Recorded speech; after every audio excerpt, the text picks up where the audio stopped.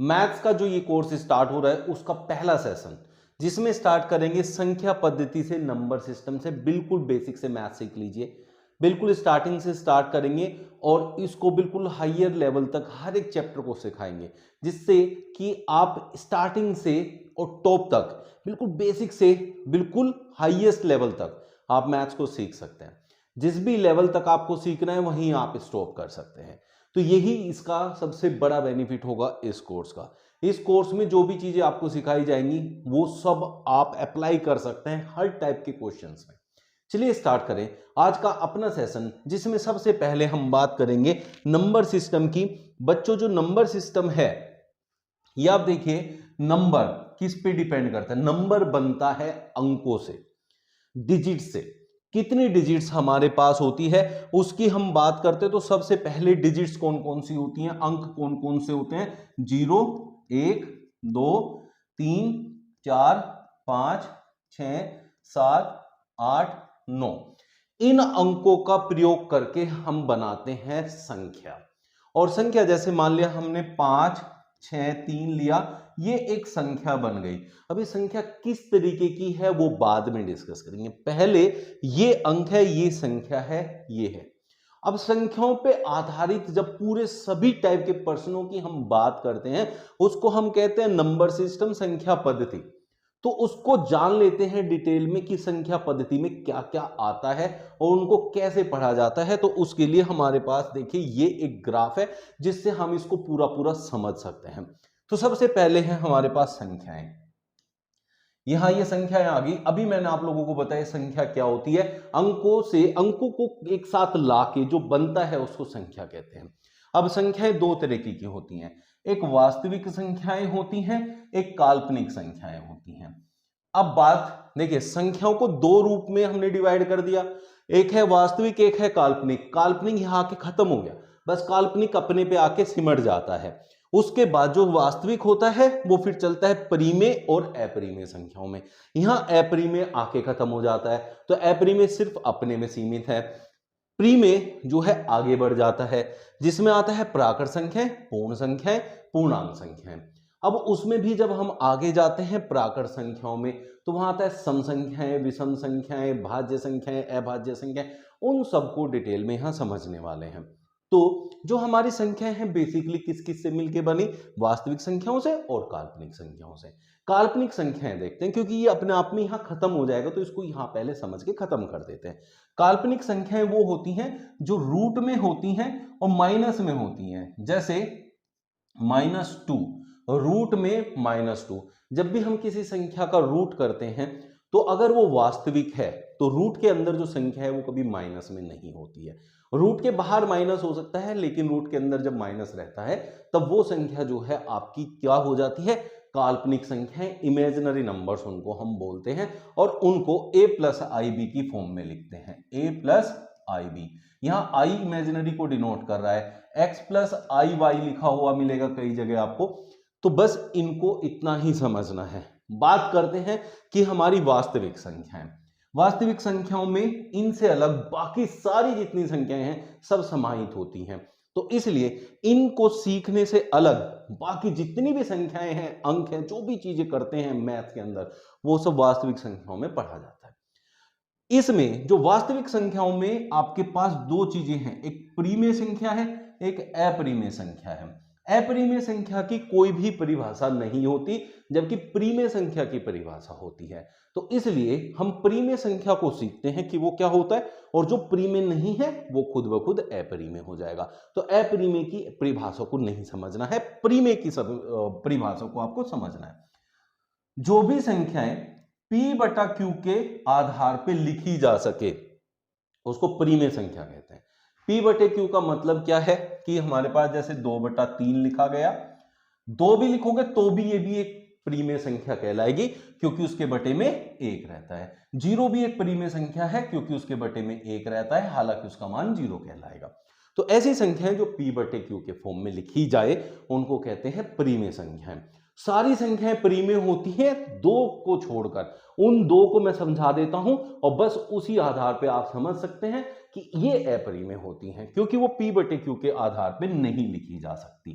तो अपरिमेय संख्याओं में कौन कौन सी आती है, जैसे √3 है जिसका मान है 1.7312, ऐसे चलता जाएगा, ये मान ऐसे चलता जाएगा।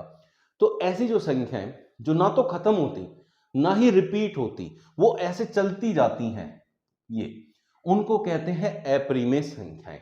खत्म होना किसको कहते हैं, जैसे अगर हमने √4 लिया, √4 का मान 2 आ गया पूरा पूरा, तो इनको कहते हैं ये परिमेय है, ये किसके अंदर पढ़ी जाएगी, परिमेय के अंदर पढ़ी जाएगी।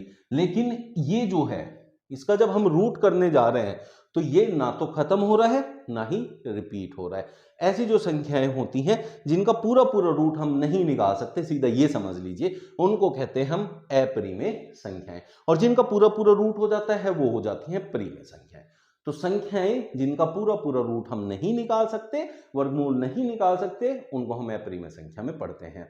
दूसरा जो इसमें होता है ऐसे होता है, जैसे मान लिया 1.2134, अब इसमें से कोई भी एक अंक रिपीट होना शुरू हो जाएगा, जैसे 22134, 2222134, ऐसे चलता जाएगा, ये बढ़ता जाएगा, बढ़ता रहेगा। तो ऐसे जो संख्याएं होती हैं और ऐसी जो संख्याएं होती हैं, ये दोनों अपरिमेय में काउंट होती है। इनको छोड़कर बाकी जितनी भी संख्याएं हैं, काल्पनिक वाले को हटा दीजिए, सिर्फ वास्तविक की बात कर रहे हैं, तो वो सब बन जाती हैं आपकी परिमेय संख्याएं। तो परिमेय संख्याएं P/Q के फॉर्म में लिखी जाती हैं। अब परिमेय संख्याओं में आते हैं तो यहां प्राकृत संख्याएं हैं। प्राकृत संख्याएं मतलब गिनती, जो आपकी काउंटिंग नंबर्स बनाती है, वो कौन सी है, कहां से शुरू होती हैं बच्चों, 1 से, 1 2 3 4 5 ऐसे चलती जाती हैं, उनको हम कहते हैं प्राकृत संख्याएं। तो 1 से शुरू होती है, 1 2 3 4 5 ऐसे चलती जाती हैं, उनको हम कहते हैं प्राकृत संख्याएं। इसमें जीरो इंक्लूड नहीं होता है, नेचुरल नंबर इसको इंग्लिश में कहते हैं, और इसको कैपिटल N से हम डिनोट करते हैं। तो यहाँ कैपिटल N जो है वो नेचुरल नंबर को जो है रिप्रेजेंट करता है। जबकि हम पूर्ण संख्याओं पे अगर जाएं, देखिए इसमें क्या है, इसमें जीरो इंक्लूडेड नहीं है, लेकिन अगर इनके साथ प्राकृत संख्याओं में अगर जीरो भी आ जाए, बाकी सारी प्राकृत संख्याएं भी आ जाए इसके साथ साथ साथ, तो उसको कहते हैं पूर्ण संख्याएं। इंग्लिश में इनको होल नंबर्स कहते हैं, इसको कैपिटल W से डिनोट किया जाता है। तो ये हो गया आपका प्राकृत संख्या, ये हो गई पूर्ण संख्याएं। जबकि पूर्णांक पे अगर हम जाएं तो पूर्णांक में बच्चों क्या होता है, माइनस वाली संख्याएं भी आ जाती हैं, प्लस वाली भी। प्राकृत संख्याओं में सारी जो संख्याएं होती हैं प्लस की होती हैं, पूर्ण में प्राकृत के साथ जीरो भी आ जाता है, तो ये भी सब क्या है, पॉजिटिव नंबर्स हैं, मतलब धनात्मक संख्याएं। लेकिन अगर हम ऋणात्मक संख्याएं भी इनके साथ ले लें, उसको हम कहते हैं पूर्णांक संख्याएं, इंग्लिश में इंटीजर्स बोलते हैं, और इसको I से डिनोट किया जाता है, कैपिटल I से। तो ये जीरो के इधर चलेंगे तो -1 -2 -3 ऐसे चलता जाता है, और इधर जाते हैं तो 1 2 3 4 ऐसे चलता जाता है।